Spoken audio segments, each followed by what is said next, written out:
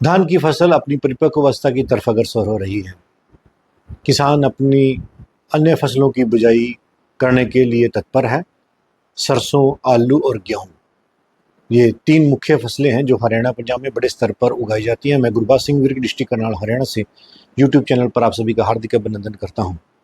पिता समान बुजुर्गों, नौजवान साथियों, मेरी माताएं, बहनें जो कृषि एवं उससे सहायक कार्यों में अपना महत्वपूर्ण योगदान दे रही हैं, उनका हार्दिक अभिनंदन करता हूं। गेहूं की पिछले कुछ दिनों से गेहूं की उन्नत किस्मों के ऊपर मैं विशेष रूप से विस्तृत चर्चा कर रहा हूं, और गेहूं की जो अब की बार किस्म के ऊपर मैं चर्चा कर रहा हूं वो बहुत ही उज्जवल भविष्य तय करेगी किसान भाइयों का। और मैं यह मानता हूं, मैं लिखित में देता हूं कि मील का पत्थर साबित होगी किसान भाइयों के लिए। पंजाब कृषि विश्वविद्यालय लुधियाना के द्वारा सन 2023 में रिलीज PBW 872 प्रथम वर्ष रहेगा। ये इस वैरायटी का बीज वितरण यूनिवर्सिटी विश्वविद्यालय के द्वारा किसान मेलों में किया जाएगा। मैं यहाँ बता देना चाहता हूँ कि पिछले साल हमारे पास 2 एकड़ सीड था, हमने उसका बीज उत्पादन किया है, किसानों के लिए बिक्री के लिए उपलब्ध है, दे रहे हैं। इसकी जो मुख्य विशेषताएं हैं ये हैं कि संस्थान इसकी बिजाई जो है, रिकमेंडेशन है जो बिजाई, वो 25 अक्टूबर से लेकर 10 नवंबर के बीच में रिकमेंड करता है, क्योंकि इसकी जो परिपक्व होने की जो व्यवस्था है वो 152 दिन है। 152 दिन में पक्के तैयार हो जाती है। संस्थान इसकी बिजाई भारत के उत्तरी पश्चिमी मैदानी एरियो के लिए करता है। पंजाब, हरियाणा, पश्चिमी उत्तर प्रदेश, झांसी के डिवीजन को छोड़कर, दिल्ली, राजस्थान, कोटा और उदयपुर के डिवीजन को छोड़कर, इसके बाद उत्तराखंड का तराई का एरिया, जम्मू कश्मीर के 2 जिले जम्मू और कठुआ, हिमाचल के 2 जिले ऊना और पोंटा साहिब में बड़े स्तर पर इसकी बिजाई की सिफारिश की जाती है। किसान भाइयों, मैं यहाँ बता दे रहा हूँ, डॉक्टर सोहू के द्वारा विकसित की गई ये किस्म है जो आजकल गेहूं डिपार्टमेंट में हेड ऑफ द डिपार्टमेंट कार्यरत हैं। उन्होंने बहुत सारी अच्छी वैरायटियाँ विकसित करके पूरे भारत के किसानों को दी हैं।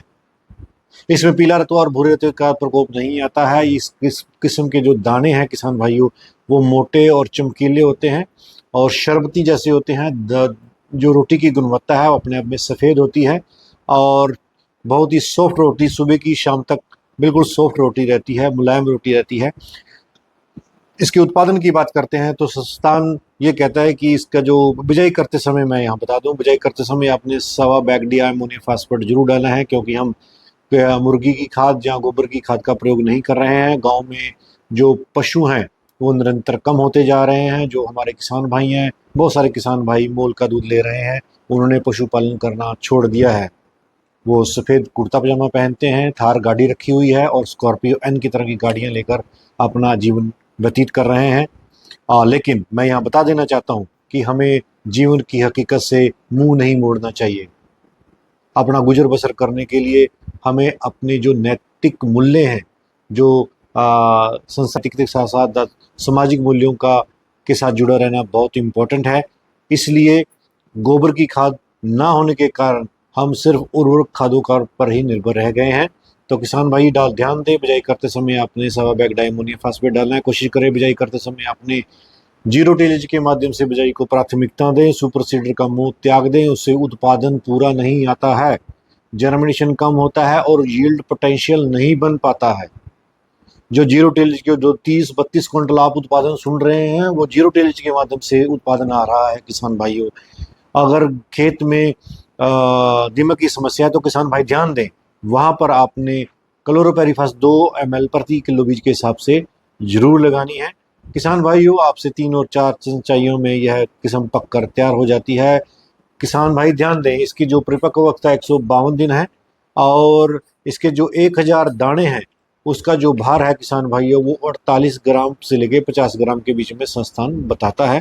कहने का भाव ये 25 क्विंटल से अपना सफ़र तय करती है और 32 क्विंटल तक जाकर रुकती है। अब डिपेंड ये करता है कि आपका पैकेज ऑफ प्रैक्टिस कैसा है, आप उसमें हर रोज़ कितना चक्कर लगा रहे हैं खेत में, उसको माइक्रो न्यूट्रिएंट्स कितने दे रहे हैं।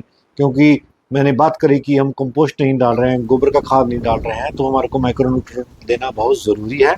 किसान भाई ध्यान दें, ऐसी किस्मों में पीला रतुआ और भूरे रतुए का इसमें प्रकोप नहीं आता है और इससे उत्पादन लागत किसानों की कम होती है और उत्पादन देने की जो क्षमता है इस वैरायटी की अधिक होगी। किसानों की आर्थिक स्थिति मजबूत होगी और उनकी जीवन शैली में सुधार होगा।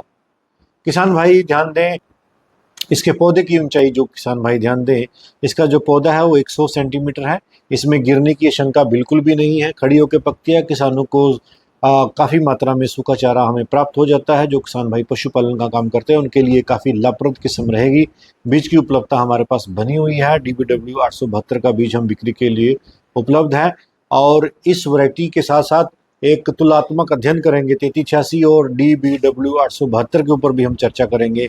मैंने वीडियो में आपसे जानकारी साझा करी है। जो हमारे पास संस्थान की तरफ से डाटा उपलब्ध कराया गया है उसके ऊपर हमने गहन चर्चा करी है। इसी के साथ मैं वार्ता को विराम देता हूँ। जय जवान, जय किसान, जय विज्ञान।